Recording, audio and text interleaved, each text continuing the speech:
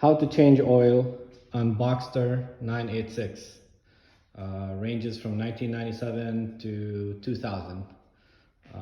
The first thing you need to do is get your vehicle up in the air on all four tires so it's leveled, and you want to expose your engine. There is a video on how to access your engine compartment. It's not necessary, but I like to do it because your refill is back here in your trunk, and that can be accessed directly from the trunk.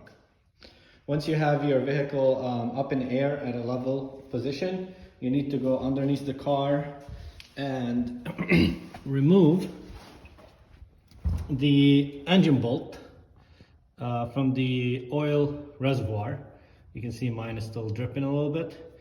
And when that's done, you open the oil refill cap so it relieves the pressure. And when that is done, you take out your filter.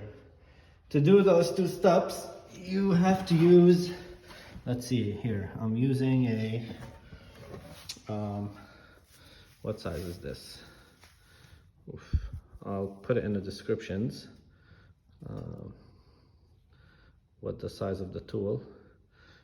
Can't get it to zoom. I'm replacing my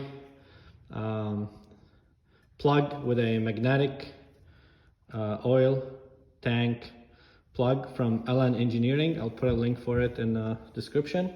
And I'm also replacing my engine housing. The next thing you need to do is get your new filter out, which mine is sitting back here. I'm also replacing my engine housing. I think I got this one from eBay. I'll put a link in the description for it. You want to check it, make sure everything looks good and clean. You put it back together, make sure your seal is in the right place. I pre-filled mine with oil. I like to do it that way so the engine doesn't starve when you crank it and your filter starts with oil in it. You need to reinstall the oil filter. I like to also put some engine oil on the seal so it seals good and doesn't give me a hard time when it's coming out. You put your filter back in place. You put your fill cap back in place. I'll put a description for the torques for both of these. And at that point, you can refill your oil. I'll also put a description for the correct amount of oil that it needs.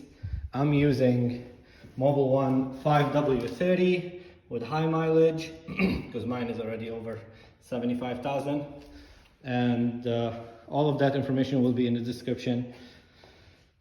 And then you can check your dipstick when you're done. I like to do 5 quarts. I like to do at least half a quart less than what it requests, and then check the dipstick from there because you don't really know exactly how much is left in the engine. And after that, you know, to finish, you just reverse everything.